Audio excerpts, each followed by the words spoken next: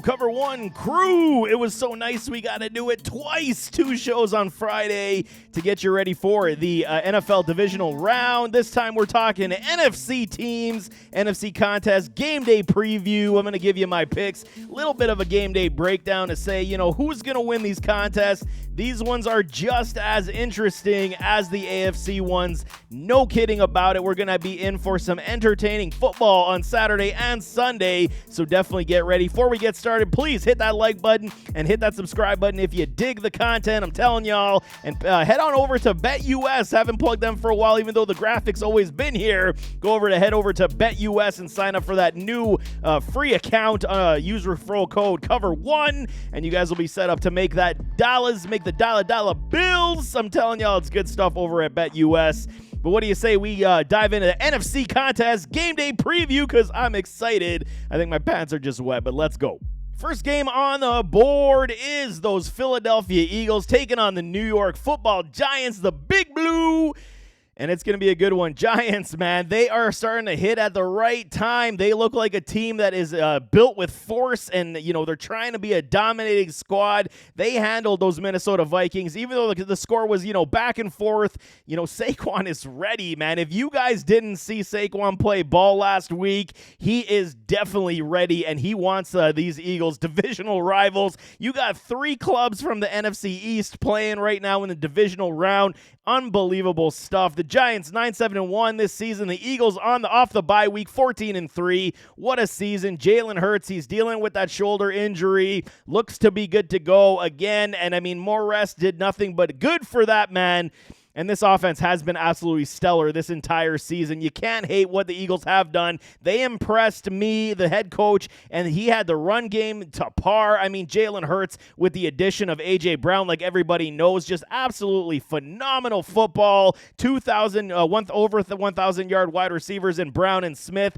I didn't expect it, okay? And I had to bite my tongue and bite my words, and eat my words, I should say, about my criticism on a Jalen Hurts. He showed it out, man, and he showed that he could be a passing quarterback in this league. That was my biggest problem. I just wanted to see it. I was never cussing the man to say he could never get there. I just said I doubt he's ever going to get to that high-end level. But you had a piece like an A.J. Brown. It does help the cause and mask his inadequacy, because you put the ball in that vicinity, and A.J. Brown's coming down with that because he is a grown-ass man. Always going to come down with it. Right now, the spread sits with the Eagles at 7.5 points. 48 is the over-under. So, coming off the bye week in Philadelphia, these teams know each other extremely well. What did I say last week? It didn't come to pass, but, beating the same team 3 times in one season is a very difficult task. No kidding about that. So, you're talking about the Giants and the Eagles. It's going to be one of those divisional pound shows that that it's going to be very difficult for both teams to gain traction. The Eagles should have the upper hand. They are the better roster. They are more, beefed up on the defensive front. The front 7 will come after a Daniel Jones. Daniel Pennies, I got to call him Danny Nichols now because he does look much better. But his MO this year under Brian Daboll is do not turn that ball over. He was looking very good as well. He looks very comfortable in the pocket. He is spreading the ball around to a bunch of receivers nobody heard of, except for me and everybody else that covers football 24/7. But Hodgins, former Buffalo Bill, he's making plays all over the field. Richie James has been Mr. Uber consistent over the slot. This is what they're doing this season. Jalen Hurts, 22 touchdowns to 6 interceptions. He's been crazy efficient. Saquon, 300-plus carries, almost 13, 20, 12 in yardage. He has been doing the damage all year. But like I said, Hodgins, James, Slayton, they're not the, prototypical number 1 wide receivers in this league, even though Hodgins is making a case for himself to potentially be one. Huge snag off the Buffalo Bills waiver wire, off the practice squad. Unbelievable stuff there. But Miles Sanders, what a season he had. 259 carries, 1269, 11 rushing scores. He had a phenomenal year. A.J. Brown, almost 1,500 yards. Devonta Smith, almost 1,200 yards. This offense is ready to go. When they run the ball with high regularity, the play action passes there, the RPO is receivers there. The man coverage starts to get, and all Jalen Hurts sees is backs of defensive backs, nobody looking in his direction, so he takes off, and he's off to the races as well. So many ways these Eagles can beat any club in the league right now, so you know that the Giants defense, who did a great job locking up Justin Jefferson last week, so you know that they're up to the task. This is not going to be a blowout, I don't think, by any stretch. I think Saquon's going to be able to run free. They started using him in the pass game last week. They're going to try to do that again. You got to get the ball in the hands of Saquon as much as you possibly can. It's going to be a dogfight. You're talking, 48 points over under 7.5 spread for the Eagles? I think that's a little bit high, right? So you're talking, like I said, playing a divisional team 3 times. It's never easy. They're going to figure out all the nuances that you do, even if you put in a couple trick plays here or there. You know it's a tough contest because you guys know each other so well. This could be an absolute dogfight in that first half, depending on how it goes. If the problem with the Eagles is when they have fallen behind, when they do beat themselves, dropped passes, turnovers, and penalties, if that starts happening, they do struggle to try to come back in games, but we haven't seen it near enough this season to say that they cannot do it, right? Are they battle-tested 100%? That's another question we could talk about these Eagles. They may not be fully battle-tested, especially going into the divisional round right now, having the bye week, having the rest, not playing the wild card round, where now all of a sudden, the Giants are kind of rolling a little bit. They got a little momentum. They beat a, big winning statistic team in Minnesota. Okay, Minnesota was definitely one of the worst 12 or 13 win teams I have ever seen, especially on the defensive side for how many points they gave up. But the Giants are there. The Giants are ready to go. The defense is better than people give them credit for. I've been on the wagon of the Giants defense for a couple years now because they are put together in a solid form. They're not elite by any stretch, but they're solid. Bend but don't break. Make some turnovers. Make some fumbles and interceptions. Now they got Thibodeau. He's starting to play really strong football like they wanted. So now when you get a true edge rusher coming after the quarterback, all you got to do is leave your spy, and you can spy on a Jalen Hurts just a little bit. Miles Sanders is key for these Eagles. If he gets stifled a little bit and stuffed on that line, we could see the Giants taking over some possessions and scoring some touchdowns. Again, Daniel Jones has proven that, he's taking the safe reads, taking the safe throws, and if not, he's taken off himself. I mean, some people have called him the Vanilla Vic, so, it is what it is. He's able to move the ball around the field, and, kudos to Daniel Jones because he's done very well. But either way, I do believe that the Philadelphia Eagles are the better team overall. They are put together so well. They're going to get the defensive back Gardner back as well, so you got to believe that they're ready to, at least compete for the Super Bowl, at least go into the NFC Championship. So I do got the Philadelphia Eagles winning this game. I will touch my spreads, like I said on the last show, either Friday night or Saturday morning. So we will see where I go with the spread. But I do got the Eagles winning this game out if you're talking money line betting. NFL Divisional Weekend, NFC Edition. We got the Dallas Cowboys taking on the San Francisco 49ers. Dallas absolutely crushed the Tampa Bay Buccaneers. I don't know what I was thinking. I kept going with Tom Brady, even though everything in my gut said go with Dallas.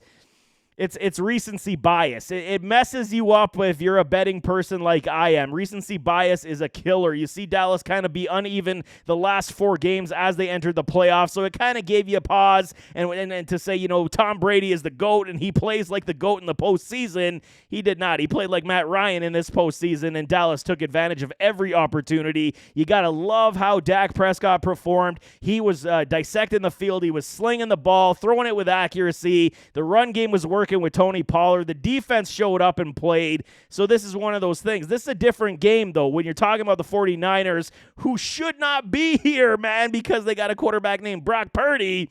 But I'm telling y'all, Brock Purdy's been playing well. He's doing extremely well in this system, and you can't hate what they're doing in San Francisco. Okay, they run the ball extremely well. Eli Mitchell is now healthy, so they're going to have both him and CMC running the rock versus the Cowboys defense that can be exposed versus the run. Yes, they shut down Uncle Lenny, but it's Uncle Lenny. He's going to be Grandpa Lenny in a second, and he's likely I want to say he's almost going to be done, man. He's one of the oldest, youngest running backs I've ever seen. He's aged so fast, but now it's like Zeke. Zeke is one of the guys that have just aged extremely fast as he gets up into his late 20s. So you're talking, a lot of Tony Pollard in this game. The 49ers defense is so good. Yes, they have been breaking a little bit more of the past several weeks. The Raiders kind of exposed that just a little bit, put the book out on them just a little bit.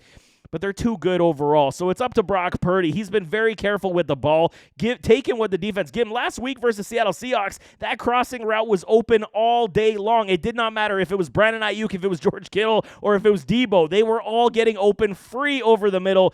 Dallas is not going to allow that to happen. They're going to take that away. They're going to force Brock to go to the outside that much more, I figure, because, it was littered all over the tape. Dallas would be foolish not to have at least taken that and said, we'll take away the middle field, force Brock Purdy to go outside.